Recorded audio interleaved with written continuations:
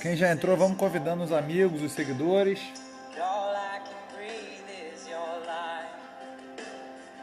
Boa noite. Seja bem-vinda.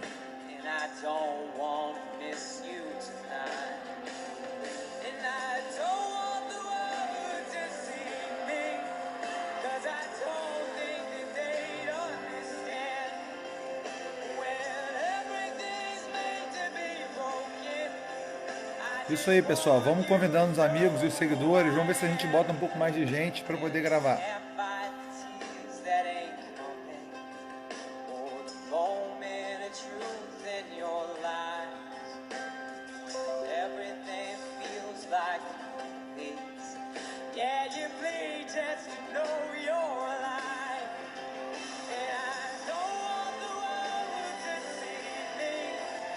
Obrigado. Vamos ver se você gosta dessa também. Isso aí, vamos convidando mais gente.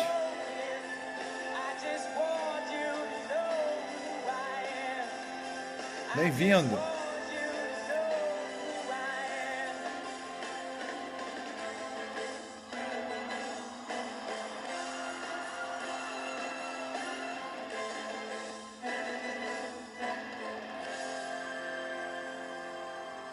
Delta Pedro. Bem-vindo, Delta Pedro. Cadê a Delta PF?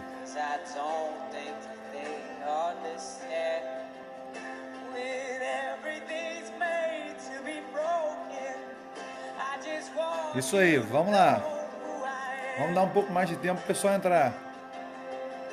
Vamos convidando os amigos, os seguidores, compartilhe aí nas redes. Espero que você goste.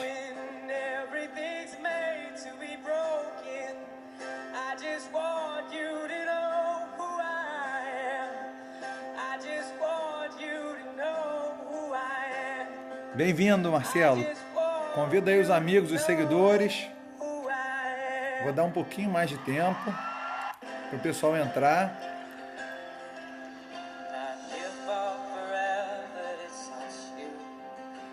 Isso aí, Marcelão.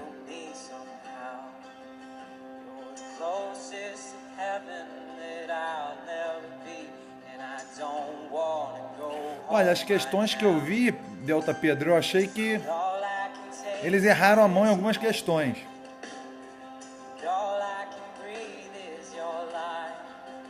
Poxa, depois eu vou ver lá. Péricles. Acho que dá para começar, né? Já tem bastante gente. Vai aí convidando os amigos, os seguidores. Vamos começar. Durante a transmissão, solta a mão no coraçãozinho aí para eu ver que não tá travando, tá? Que bom que você gostou.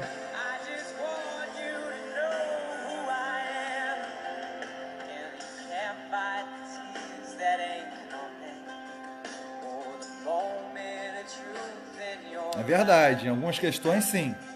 Eu também achei.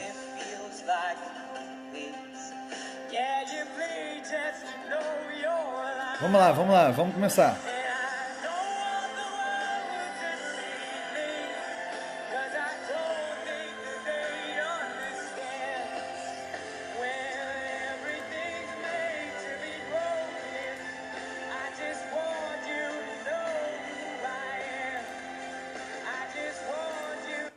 Vamos lá, pessoal, vamos começar. Vou preparar aqui, sabadão.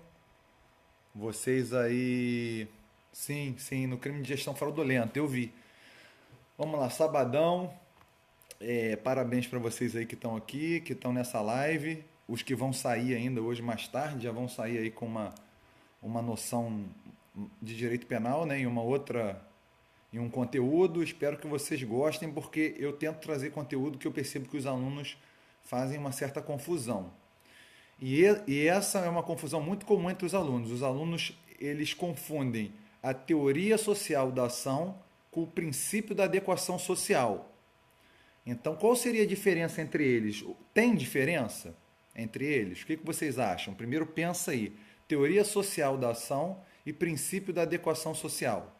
Então, o que eu vou fazer? Eu vou explicar primeiro os dois para vocês e depois eu vou colocar se há ou se não há diferença e qual é para que vocês nunca mais esqueçam. O objetivo é que vocês nunca mais confundam o que é teoria da ação social e princípio da adequação social, que eu já vi algumas apostilas prontas de alguns cursos confundindo, e eu já vi, inclusive, alguns manuais relacionando como se fosse uma coisa intimamente ligada à outra, e não é, como vocês vão ver. Bom, o princípio da adequação social é um princípio que está relacionado com a missão fundamental do direito penal, que foi idealizado por Welzel. Lembra Welzel, do finalismo, considerado pai do finalismo? Então, e o que significa o princípio da ação social? Significa que mesmo que uma conduta se subsuma, isto é, se encaixe a um tipo penal, não será considerada típica se for socialmente adequada. Então, de acordo com Santiago Mirpuig, pessoal, estou trazendo Santiago Mirpuig no Periscope. Depois vocês dão uma olhada lá de quem é esse cara no direito penal. De acordo com Santiago Mirpuig, ele traz a seguinte afirmação: não se pode castigar aquilo que a sociedade considera correto. E aí a gente tem que fazer um adendo. A sociedade considera correto, mas sem ferir a Constituição Federal. Então, por exemplo, ainda que grande parte da sociedade seja a favor de pena de morte, isso não pode levar em consideração de maneira nenhuma que o legislador vá lá e institucionalize essa pena de morte. Por quê? Porque isso é um valor definido pela Constituição Federal. Então, não se pode castigar aquilo que a sociedade considera correto, mas tem que lembrar de não ferir a Constituição Federal. Então, esse é o conceito do princípio da adequação social. E ele tem, na verdade, as seguintes funções. Quais são as funções do princípio da adequação social? Primeiro, ele tenta excluir do âmbito de abrangência, e aqui as pessoas fazem uma confusão, vou explicar depois o porquê. Ele tenta excluir do âmbito de abrangência do tipo algumas condutas que, embora possam se subsumir, ou seja, uma tipicidade formal, serem formalmente típicas, o legislador, em verdade, nunca quis proibir aquelas condutas. Quais são os exemplos? Furar a orelha de uma criança. Repara, furar a orelha de uma criança, a rigor, se subsume no tipo de lesão corporal. Mas o legislador, quando fez o tipo de lesão corporal, lá no artigo 129, ele quis abranger essa conduta em algum momento? Claro que não, porque essa conduta sempre foi uma conduta socialmente aceita. Então, apesar de se encaixar, ter uma tipicidade formal, por ser uma conduta socialmente aceita, desde o início, ou seja, desde que o legislador botou lá no Código Penal o artigo 129, ele nunca quis alcançar essa conduta, e aí a gente vai ver que tem uma diferença em algumas coisas que algumas pessoas sustentam, é nesse ponto. Por quê? Porque o legislador nunca quis atingir essa conduta pelo princípio da adequação social, não pode ser considerada típica. A mesma coisa em relação ao quê? À violência esportiva, dentro das regras do esporte. Né? Uma luta de boxe, um UFC, dentro das regras do esporte, as lesões ali praticadas são socialmente aceitas. E quando o legislador criou lá o tipo do artigo 129, ele nunca quis inserir nessa proibição a violência esportiva dentro das regras do esporte. E a gente, algumas doutrinas trazem, doutrinas mais tradicionais, antigas, trazem esses exemplos como causas excludentes da ilicitude, quando em verdade as teorias novas excluem isso na tipicidade, seja pelo princípio da adequação social ou pela própria teoria da imputação objetiva, no sentido isso, ou pela própria teoria da imputação objetiva, que eu já falei em outra oportunidade, porque são condutas que não criam risco proibido. Os riscos, no caso, são riscos permitidos e tolerados pela sociedade. Mas vamos prosseguir. Isso, então, é a teoria da ação social, né? Agora, vamos prosseguir. Então, gente, um exemplo uma segunda função. Então, essa é a primeira função, né? Excluir do âmbito de abrangência do tipo comportamentos que sempre foram socialmente aceitos e o legislador nunca quis proibir. Aí eu dei o exemplo de furar a orelha de uma criança, que pode até parecer que se enquadra ali na lesão corporal do 129, mas o legislador, quando inseriu o tipo penal de 129, nunca quis proibir essa conduta. E um outro se dirige ao legislador também, mas em dois sentidos. É uma outra vertente da adequação social. O primeiro é que ele não deve tipificar uma conduta que seja socialmente aceita. Ou seja, na hora dele elencar uma conduta para tipificar como crime, ele não deve tipificar uma conduta que a sociedade aceite. Isso é para orientar o legislador na hora de elaborar a norma penal. E um outro é que orienta também o legislador para que ele revogue um tipo penal cuja conduta já tenha passado a ser socialmente aceita. Existem condutas que no passado eram consideradas proibidas, às vezes com a evolução da sociedade, a sociedade considera aquela conduta socialmente aceita, então serve o princípio da adequação social também aí como uma orientação para o legislador para que ele edite uma outra norma ou revogue aquele tipo penal, tá bom? Então vamos prosseguir. Vamos prosseguir. Então, vamos lá. E aí eu quero trazer esses exemplos que alguns autores eu acho que fazem uma confusão, e eu já vi isso confusão, gente da pesada no direito penal, pessoal muito bom, muito capacitado, fazendo uma confusão. E o jogo do bicho? A contravenção penal do jogo do bicho. E os estabelecimentos de exploração sexual? E a compra e venda de CDs e DVDs piratas em relação ao artigo 184 do Código Penal? E aí, essas condutas teriam passado... Fala, seja bem-vindo, depois assiste a reprise, que aí você vai pegar e vai entender. Mas vamos lá. Essas condutas, muito obrigado, acompanha o nosso trabalho e divulga. Então vamos lá, vamos prosseguir. Essas condutas, contravenção penal do jogo do bicho, exploração, estabelecimento de exploração sexual, vendas e compra e venda de CD e DVD pirata, esse argumento de que pelo princípio da adequação social devem ser considerados atípicos, prevalece? Deve prevalecer esse argumento? O que vocês acham? Rapidamente. Alguns autores, em nosso sentir, equivocadamente, não, nenhuma delas, e a gente vai explicar agora o porquê. Alguns autores, em nosso sentir, equivocadamente, defendem que tais condutas devem ser consideradas como atípicas. Por quê? Não, se a sociedade hoje em dia tolera e aceita, é porque saiu da abrangência do tipo penal. Pessoal, olha só, e em alguns casos até conveniência e leniência das autoridades. Pessoal, olha só, eu vou falar uma coisa para vocês aqui, para vocês nunca mais confundirem. Esse raciocínio está equivocado. E por que esse raciocínio está equivocado? Porque essas condutas, e aí vocês vão atrás, elas estão entre aquelas que o legislador quis punir desde o início quando fez o tipo penal. E uma lei só pode ser revogada por outra lei, na forma do artigo 2º da Lei de Introdução do Direito Brasileiro. Costume e desuso não revogam leis. Isso já foi decidido reiteradas vezes pelo STF e pelo STJ. Não travou não, porque eu estou vendo aqui os coraçõezinhos, tá? Continua aí com os coraçõezinhos. Continua com os coraçõezinhos, não travou não. Isso aí, vamos lá, continua. Continua para a gente prosseguir. Vamos lá. Isso, eu estou esperando o pessoal entrar. Beleza, vamos lá. Então, pessoal, por que esse raciocínio está errado? O raciocínio de que o jogo do bicho estaria alcançado pelo princípio da adequação social, de que o estabelecimento da prostituição estaria alcançado pelo princípio da ação social, e compra e venda de CD e DVD pirata. Porque essas condutas, quando o legislador fez esses tipos penais, ele não quis excluir essas condutas, pelo contrário, ele fez os tipos penais para punir essas condutas.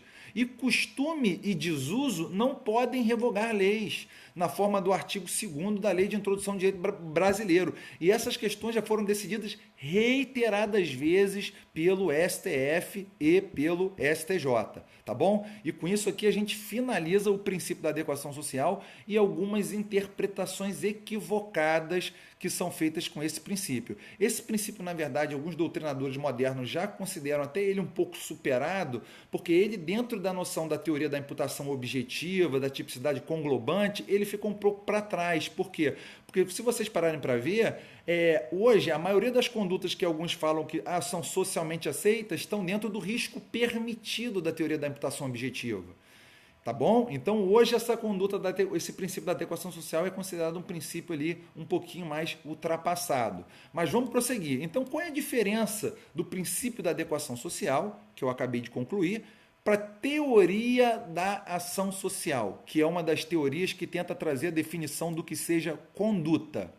Qual a diferença? Muitas pessoas confundem, inclusive falam ou acham que é sinônimos, e como eu falei lá no começo, vou repetir, eu já vi isso em até algumas apostilas preparatórias já prontas, para aquelas que você compra para estudar para o seu concurso. Bom, a teoria da ação social, então é uma das teorias que tenta definir o que é conduta, assim como temos a causalista, a finalista, a funcionalista, tem a teoria da ação social.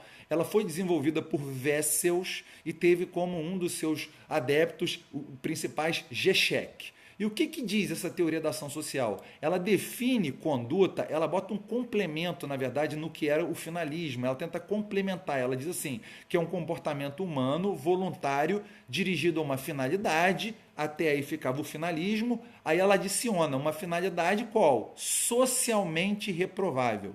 Então tem que ser uma finalidade socialmente reprovável.